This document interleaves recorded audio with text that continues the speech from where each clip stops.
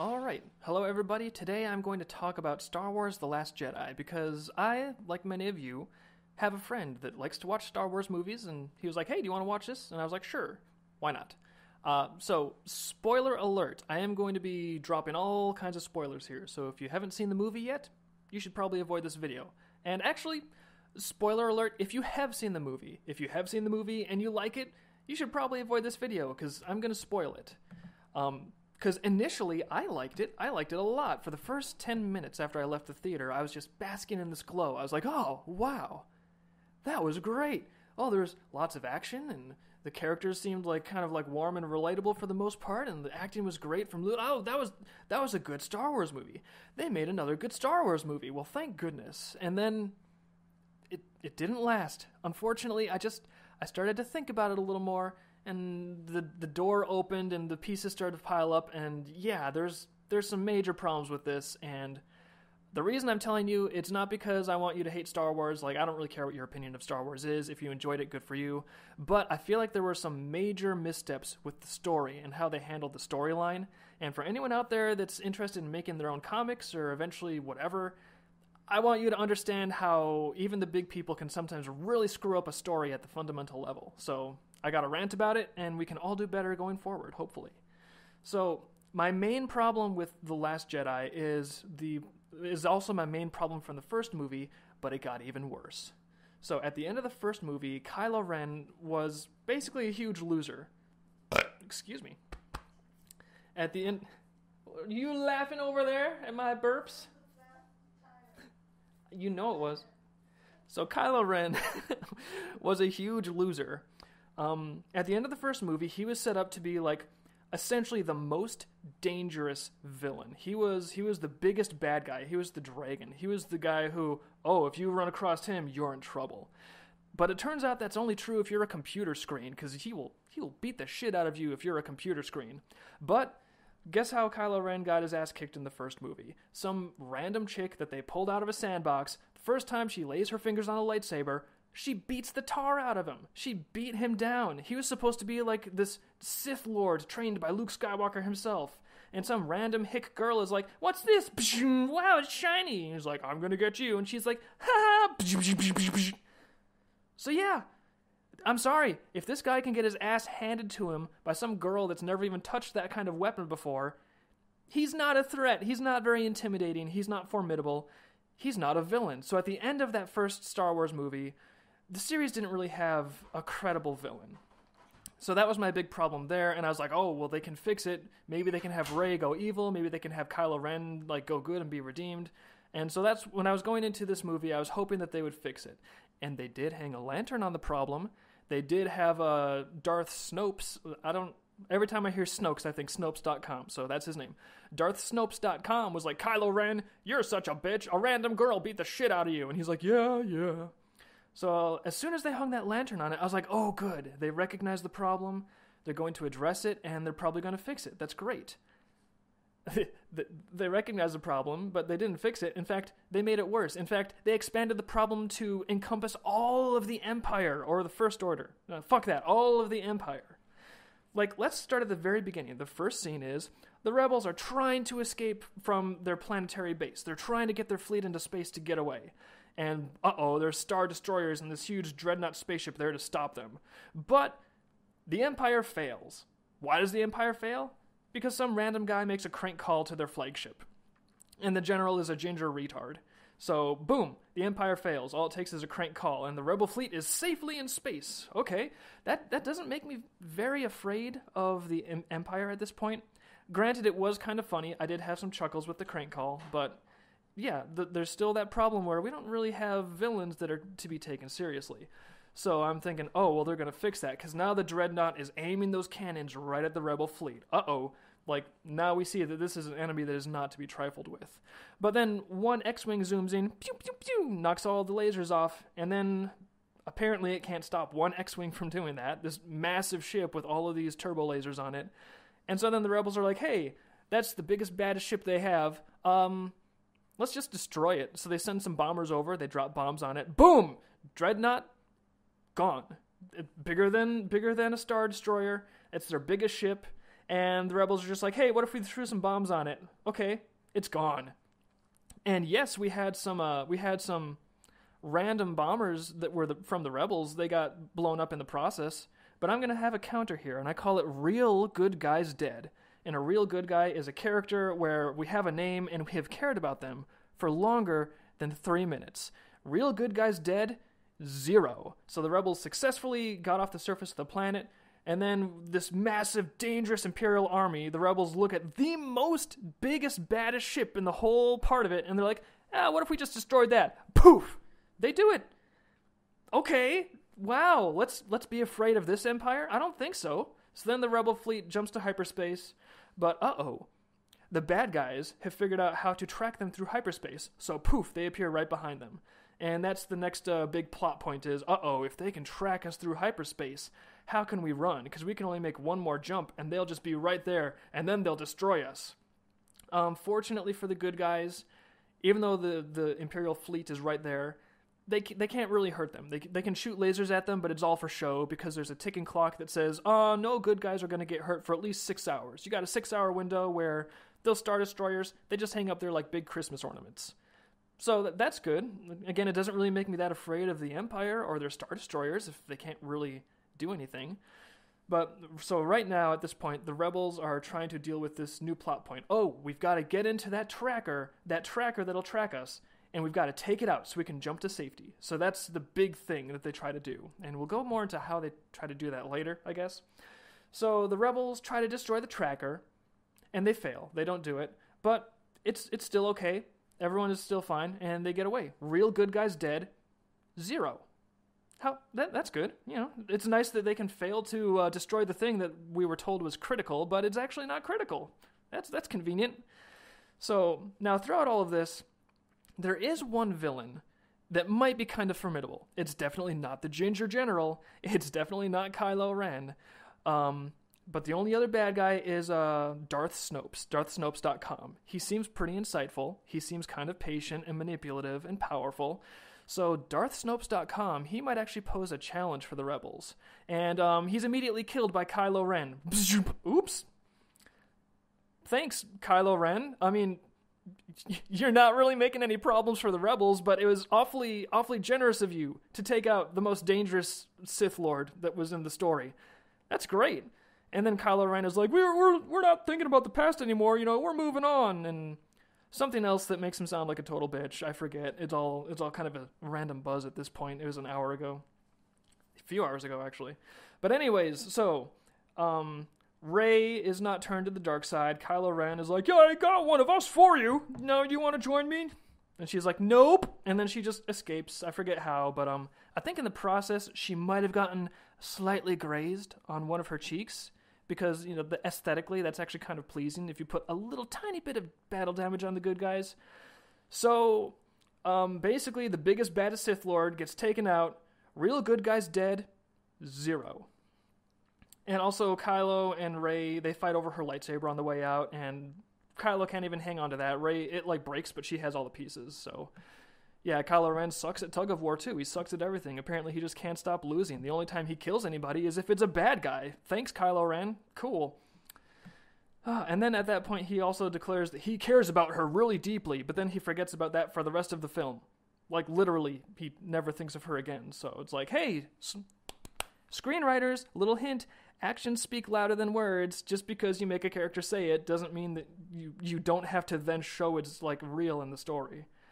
So anyways, at this point, everyone in the fleet is escaping on escape pods to a nearby planet because they're like, hey, this fleet isn't going so hot. Let's just escape on escape pods. Cool, because the Star Destroyers, they can't detect that. Why would they be able to? But there was a traitor, so the escape pods are getting shot at. But they all still managed to escape, all the real characters, because one purple-haired rebel on one ship turns it around and uses it as a hyperspace missile to kill Snopes.com's ship. So DarthSnopes.com, his ship had arrived on the scene by now, so it was kind of like the Dreadnought, only even bigger. But it's fine, because they just immediately blow that up too. Boom! The Empire cannot keep a formidable ship in space. These things just keep on getting easily taken out. It also raises the question of, if you can make a hyperspace missile that can easily neutralize the most formidable ships in the enemy fleet, why don't they just do that a lot? So that's kind of a lingering question for me. It's like, oh, if hyperspace missiles would fix all of these problems, if that would fix this asymmetrical power balance, why don't they just develop more hyperspace missiles? But that would require the screenwriters, I guess, thinking past the scene, and that's not going to happen. So at the end of that, real good guys dead, 0. And the purple-haired suicidal lady, I don't really count her as a real good guy because I can't remember her name, and she seemed to be acting as an antagonist for the majority of her time on screen. I don't know, purple hair, suicidal. She's obviously got a Tumblr account, but moving on. So now the rebels, they've all successfully landed on this new planet that they're escaping to. And I know a bunch of the escape pods got destroyed by the evil Empire, but guess what? Fortunately for us, that was only the escape pods filled with extras. No real characters got killed. Phew, close one. So the rebels try to hide in this gigantic base with a huge door. Fortunately, this huge door will protect them from the Empire and laser beams. But the Empire lands a super-duper battering ram cannon on the planet that will shoot through the door. Uh-oh, that's a problem. So here's our next little set piece. The previous set piece was, we've got to disable the tracker. And then it's like, oh, we failed to do that. But it's fine. It's not really a problem. We're all okay anyways. So the new set piece is, we got to take out this big Imperial laser. It's a huge problem. So guess what happens? They fail, and they're like, you know what? It's fine. It's not that big of a deal. We're all still okay. Real characters dead? 0. Let's see. Now, in this area is one of the scenes that I think is actually very cool, and it's the death of Luke Skywalker. Luke Skywalker appears, he goes out alone in front of all of these big walkers and Imperial ground forces, and they blast the crap out of him. And then, the dust clears, and he's like, I'm Luke Skywalker, bitch, I'm totally fine. And Kylo Ren goes down there and tries to take on Luke. And so this scene, if you've seen it, it was epic, it was well-paced. I think this was a really nice scene. That's the thing, this movie has lots of really well-constructed scenes, like really nice little set pieces, really nice little ideas and moments. But as I'm getting to, there's like an overall structural problem underneath the entire thing. And here's where that structure, once again, emerges just a little bit for us to glimpse. So Kylo Ren goes down there to take on Luke, and Kylo Ren loses. He loses in front of everyone. He swipes around, and he can't even hit Luke until Luke lets him hit him. And then Luke disappears like, bitch, I wasn't even here to begin with. And Kylo Ren looks like a fucking dumbass in front of everyone. So, and meanwhile, while Kylo Ren was losing against Luke in front of everyone, including the Ginger General, who's not really that formidable on his own, while this was happening, their one goal there was to, we'll pin the rebels down in this base and kill them. But despite the fact that the Empire had massive ground forces at their command and a fleet in space orbiting the planet, Death Stars and TIE Fighters and all of these resources, guess why they failed to catch the rebels? Because it turns out the rebels found another doorway in the base. Correct. If you have more than one door on your base, fuck, the Empire's screwed. They can't touch you. You're invulnerable, essentially. Real characters dead, 0. And by the way, Luke fading off like a magical, majestic ghost, I think it is the right time in the story for him to have died, but I don't really even count that as a death, because they even took great pains to point out to the audience, no, it's not like he was defeated. It's not like there's any sad feelings. Only happy feelings, everyone. It was all peaceful and happy and positive, okay? So honestly, that was on Luke's terms. I don't really count that as a real character death, because even the movie took great pains to establish how it was a positive, feel-good, no-problem situation. So it's like, okay, I'll take your word at it. It's not a problem. It's not a setback for the good guys. It's not like a defeat. So that is not an enemy victory by your own standards. And that reminds me of one other thought I had. It really felt like whoever was writing this script was they were just afraid of letting anything bad happen to any of the good characters. It really felt like it was being written by a bunch of millennials who just never wanted to face up to anything dark or negative or bad, and they just wanted everything to work out and everything to be okay. And I mean, I don't know if that's because the boardroom is telling these writers that they have to keep everything accessible to 5-year-olds, or maybe if it really is because it's being scripted by a bunch of millennials who just don't want to have any bad feelings in their story. But either way, it just seems like there's some motivation to make sure that there's no real darkness, there's no real threat, that everything is just kind of feel good and happy, and there's only the appearance of danger. I don't know, it kind of reads like a script written by someone who was raised on participation trophies. So yeah, because the rebels were able to find, oh, you guys, there's another door over here. Whew! Good thing. I guess we don't have to worry about that Empire anymore. Man, that was pesky. Like a bunch of Mormons, like a bunch of Jehovah's Witnesses knocking on the front door. Good thing we had a back door. Problem solved. So, and even other side characters that you think they're going to be badass, like Captain Phasma made a brief appearance when Finn and What's-Her-Face were betrayed. And Captain Phasma should have been renamed to Captain Pushover, because despite having a legion of loyal stormtroopers surrounding her, she's just totally owned by 2 unarmed prisoners and 1 lost droid. Like, seriously, there's an explosion that is supposed to justify this, but the explosion, it knocks out every single stormtrooper in that entire massive legion. And Finn, this guy, he's wearing like a cloth shirt made out of fabric. He's got like exposed skin all over his face and everything. The explosion kind of like makes him slightly disoriented. He falls to the ground and then he has to get up and be like, oh, that was strange. But all of these stormtroopers in hardened battle armor designed to help them withstand like blast waves, they're all just totally unconscious. Every goddamn one of them. So yeah, Finn is fine. Fortunately, stormtroopers just fall like a goddamn stack of cards if there's anything that will not knock out a normal unprotected man. So then Captain Phasma storms through the wreckage, and she's, like, I'm gonna get you, you're not gonna get away from me. He kicks her ass, he throws her into a giant fire. That's that.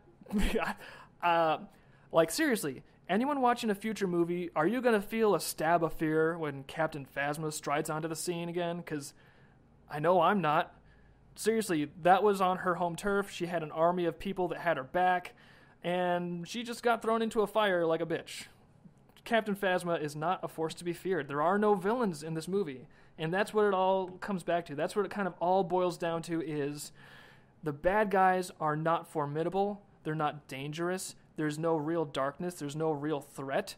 The whole time, the rebels are basically, I know we see a lot of random characters with no names like getting blown up theoretically, but from a story perspective, the reader or the viewer is not really going to feel that punch, because we don't care about random faceless characters that we've never seen and we've never interacted with. We don't feel that.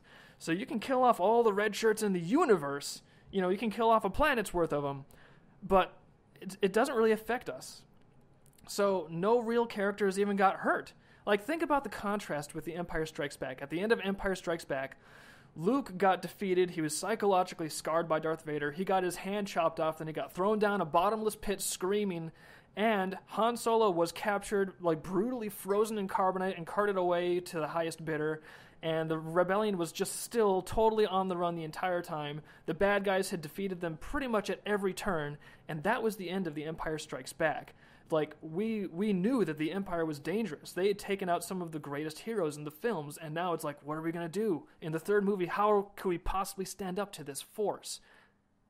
Does anybody wonder how the rebels could possibly stand up to this force in the third movie of this trilogy?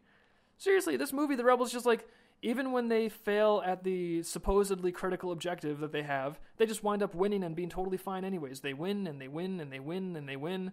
And then, Kylo Ren and the Ginger get pissed off and they break some more laptops, and that's about it. Like, the bad guys are not formidable. And I'm sorry, but that's a story killer. That is a story killer. Because if the bad guys aren't really bad, there's nothing for the good guys to measure up to. There's no challenge. And so I think that's why at the end I'm really disappointed about The Last Jedi. It's because there's no danger. The bad guys aren't really bad. They're not really dangerous. They're not really formidable. They're about as dangerous as a pack of kittens. This truly is Star Wars, as brought to you by Disney. So I'm going to talk about a couple other little thoughts I had. Plot holes. I don't know if these are actually plot holes, and they're secondary to the main thrust of my complaint, which is that, there's no villains. There's no effective villains in the whole thing. There's not even any effective antagonistic forces. There's not even any, is Rey going to turn to the dark side? No, she's not. There's not even a whisper of a risk of that, because she's not an interesting character. There's no room in her for that kind of psychological conflict or darkness. She's just the best at everything, and she's also good. She's about as interesting as Ditchwater. She's the good guy. You might as well slap a Superman S on her chest. That's about how interesting she is as a character. So I'm going to talk about some minor complaints, plot holes. They're not really plot holes, but when they're supposed to find the super hacker that will take out the tracker, he's supposed to have a red flower button, and then they find out that the real hacker is actually in a prison cell. So I thought, oh, well, are they going to reveal that the real hacker lost that flower button in like a gambling scenario, or why was that flower button on the wrong character? But they actually never really explained that, and it's not really a plot hole, but it's a plot thread that they were weaving in there, and then they just dropped it. They dropped it before it went anywhere, and it just, like, thinking back, that's kind of weird that they just had this plot thread going that kind of went nowhere and was kind of pointless. Another plot hole. This one, the more I think about it, the more painful it gets. So, during the sequence when the rebels are in space trying to outrun and escape these Star Destroyers, their only goal is they just want to save their asses. Their only goal is, hey, we don't want to die because we're the rebels. People love us, right? They need us, so we can't die. So, in order to help the rebels escape, some rebels, the X-Wing pilot guy, what's-her-face, Finn, in order to help the rebels on that ship escape, they escape to a different planet to bring back a guy that can help them all escape. And the more you think about it, the more painful it gets. Like this random chick that was like guarding the escape pad, she's like, you can't escape, that's like a desertion. But it's like, wait a minute, isn't that what you're all trying to do? Like, really, is that Asian chick, is she like an Imperial agent that's like a sleeper agent? Is she trying to make sure they all die on that ship?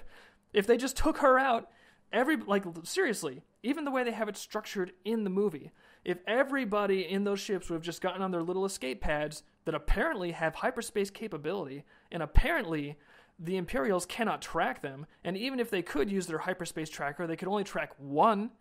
So theoretically, if the rebels were in those ships racking their brains about how could we possibly escape? How could we possibly get away from this? Oh, there's no way. What can we do? It's like, well, you know how there's escape pods that apparently the Star Destroyers can't even track? Get on those, scatter, boom, you have escaped. Why was that not a possibility to them? They jump through so many hoops trying to figure out how else they can escape. And the obvious solution, in fact, the thing that they actually did in order to jump through those hoops, they had to get on an escape pod. They had to escape to some random planet. The Empire didn't even know anything about it. They were just like, hey, let's go to this random planet and look for a guy that can help us out. You did it! You escaped! Tell everyone else to also do that! So, the more you think about that, the weirder that gets, and the more strange it seems that they were just going through such convoluted lengths to try to figure out how to escape the Empire, because apparently it's not that hard.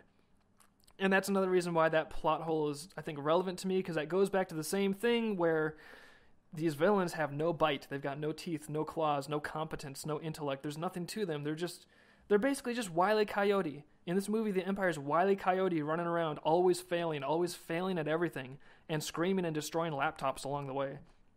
So, yeesh. I'm raging my vocal cords away. Anyways, I'm gonna toss some ideas out, because it's not like I don't want to come off as one of those people who's like, oh, you should have never done another Star Wars movie. The original 3 were perfect. How dare you touch that corpse? How dare you? Let it rest in peace. It's like, no, you know what? There could be good Star Wars movies. Like, this could have been a good Star Wars movie. I'm not against, like, doing more films in this genre or this universe or whatever you want to call it. It's just, I just want people to make movies that have really good stories that are gripping, because, you know, that's one of the things about these original movies. Obviously it's not the special effects that have them still resonating. It's because they had really good, really solid stories that still grip you. It sticks in your mind. In these new movies, it's just like, it's like fun to watch, you walk away, you feel good, but eventually it just fades out. It's like you just watched a giant video game cutscene, and it's like, yeah, it was beautiful and fun and colorful, but usually the story just doesn't stick with you because the story's not good. So I'm not saying no more Star Wars movies, but I just would like the story to be good, and I don't even think that I'm some kind of brilliant writer. I do my best, but I would at least like the people getting paid, like, you know, millions of dollars to be in this industry to be at least as good as me. Preferably far, far better than me would be nice. So here's some could have been better notes. Note 1, Leia should have died. I'm pretty sure Carrie Fisher agrees with me. Anyways, after Leia was blown into space, that was a good point in the story for her to die. Because, I mean, if you haven't seen the movie, she magically wizarded herself back aboard the spaceship and was like, I'm not going to die. I have the Force. It's like, cool. You're not dead after all. Well, after she was blown into space, she didn't really do anything significant to the story after that. So why not have her check out at that point? That would at least give the movie, maybe the villains would have some teeth. Maybe the villains would have some teeth if we showed, hey, they can actually take out a character. Look at that. They're not totally helpless. That would have given the villains a little bit more credibility. It would have actually mattered to us because a character we know and love has been taken out. And that would have given Leia a very powerful scene later in the movie. When Luke was on the fence over whether he should intervene or not, Yoda comes to visit him in a vision. Well, if Leia had been killed earlier, she could have come to visit him also. Maybe Yoda wasn't quite enough to change Luke's mind, but after her death, Leia could have appeared to Luke on that island in spirit form because she was strong enough in the Force to be considered a Jedi. And in that last scene where she forgives him for Kylo and tilts the scales, she could help him arrive at that decision to intervene. That would have been more powerful and relevant than anything she actually wound up doing in the last half of the film. So, could have been better. Leia should have died, and she should have been instrumental in tilting Luke's decision. Another thing that could have been better, Rey should have gone evil. Like, seriously, when she was on there with the bridge and Kylo and, like, the old Sith Lord was dead and Kylo was like, hey, Rey, you know how you don't really feel like you belong and you know how you don't really have, like, any parents to speak of and you don't have a place in the universe? Well, now I'm going to be in charge of this powerful military, and hey, do you want to help me out with that? Maybe you have some ideas for how it could be better managed than it currently is? What do you think?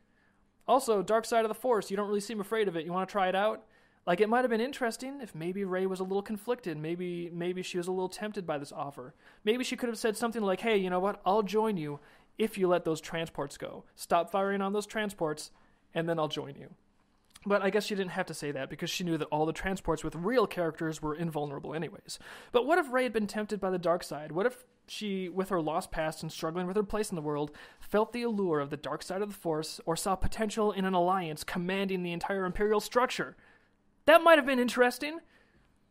But no, instead she's like, I'm too good to be bad. Kids have to buy my toys forever! And then she flies away, pretty much. So yeah, instead, Rey remains dull as ditchwater, the profitable Mary Sue, who's the best Millennium Falcon pilot, the best Jedi sword fighter, the best pupil of Luke, and unreachable by any temptation. Yeah, that's the other thing. Rey is supposedly like the main tentpole character of this entire trilogy. She's not interesting. At all. Like, Luke was a flawed character. Luke was, like, idealistic and young and ambitious and aggressive, and that kind of got him in trouble with the fight with Vader. And in fact, Luke's transformation as a character is what made him interesting, and the climax of the original trilogy was contingent on that. Because Luke started out very young and aggressive, like really throwing himself out there, and that didn't go too well for him. That's why it's important to have a strong antagonist, because the only way a character is going to change is if they are forced to change by circumstances that are outside their control. So Luke threw himself out there. He got battered down by the story, battered down by Darth Vader, battered down by the plot. And so that's when he finally had his transformation where, in the Return of the Jedi, in the last movie, Luke's approach completely changed. Instead of going out there and just trying to fight his way through, you know, like the young, kind of naive person he started as, instead he was like a little more nuanced. He was like, the whole thing in the third movie was, hey, you know what? Darth Vader, maybe you're not so bad. Maybe we don't have to fight it out like this. And because of that transformation in Luke's character, that is what tipped the scales inside the mind of Darth Vader, and that is what made the entire climax of the movie work. It was that character transformation in Luke, because he had to start out flawed. He overcame that flaw because the story forced him to change, and then that transformation made the conclusion work. With Rey, there's no flaw in her. She's just perfect and marketable. So boring. Like, the closest that she even had to a character arc in this was, at first she was like, Kylo Ren, you suck! And then later she was like, you know what? You're not so bad. And that's not even a character change. That's a character changing their opinion about something else. So even that superficial level of character arc, it's not really a character arc. It's just like she changed her mind. And why did she change her mind? Was she forced to by story events? No, she was like, Kylo Ren, you're a murderer. And he's like, well, okay, so, and then she's like, oh, okay, you know what? We talked a little. You're not so bad. Thrilling. Goddamn thrilling. Wow. The psychology involved in that just could fill a novel. Actually, it really couldn't. So yeah, Rey should have turned dark. Maybe they should have done anything with Rey to make her remotely interesting. What else? Oh yeah, the other thing that should have happened is Finn and What's-Her-Face, they should have been captured, and they should have remained captured by Captain Phasma. Captain Phasma should have demonstrated that she's a little formidable, that she could at least hang on to an unarmed prisoner or two, and Captain Phasma should have kept them as prisoners.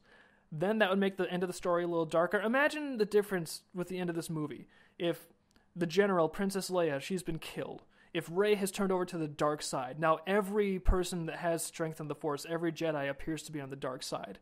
If our favorite character Finn and What's-Her-Face, if they're in prison being used as like props or bargaining chips with the Rebel Alliance, like that would change the whole dynamic. And then I'd be going into the third movie like, oh, how are they going to overcome this? Is someone going to get to Rey? Can they change her? Can she change Kylo's mind? Can Finn and What's-Her-Face escape jail? Like, how are we going to overcome this without Leia? And that also, having Finn in jail, in an Imperial jail, that would have made things interesting. If Rey was also, like, commanding the Empire, then it's like, oh, does she let him out on some weird condition? Put him under a weird version of house arrest? Like, I don't know, there's interesting conflict and possibilities there. But instead, the way we have it now, it's like, fortunately, even though the Rebels didn't really succeed in any of their big goals, they just win all the time. The Rebels really win, and the Empire can't do shit. And if the Empire ever comes knocking, hey, if you can find a second door, you're basically invulnerable. No problem. And if an army of stormtroopers comes and tries to imprison you, just take the leader, throw them in a fire. You're good to go. No problems. So, excuse me. All right, winding down here. But the lesson I would like creative people to take away is you can't totally neuter your villains. You can't take all the darkness out. You can't just pretend that there's danger, superficial danger that only affects people we don't care about in the story. You've got to have real danger. You have to have a real strong, formidable, potent antagonistic force that is a serious challenge for your protagonist to overcome. And it doesn't always have to be an enemy. It could be like some kind of a psychological thing, but there has to be some kind of real, tangible, dangerous obstacle that has force, that has teeth. You can't just have, like, Wile E. Coyote constantly failing, and then the heroes are like, oh, fortunately, I guess we didn't really have to do that, because the bad guys just suck a lot. So if there's no obstacle for the heroes to overcome, then they can't really be heroes. You know, they're just people going through the motions. And at the end of the day, that's not a very satisfying story to digest. Like, Star Wars The Last Jedi was beautiful. Some of the cinematography there had me breathless. I wish they would have lingered on some of the shots a little bit longer. The movie had so much potential. There was lots of nice little scenes, a lot of creativity went into it, but at the core, the story is just lacking major structural components, and going into the third movie, it's like, what am I worried about? Nothing. I'm not worried about anything. All I know is all the heroes are marketable. That's about it. This really is like Star Wars as brought to you by Disney. So I would say storytellers out there, look at this, enjoy the superficial special effects and scenery and all that stuff, but just know that, like, you can probably write a more compelling story, and I hope you do. And I just had to get this off my chest, and I hope everyone's having a good time. Bye.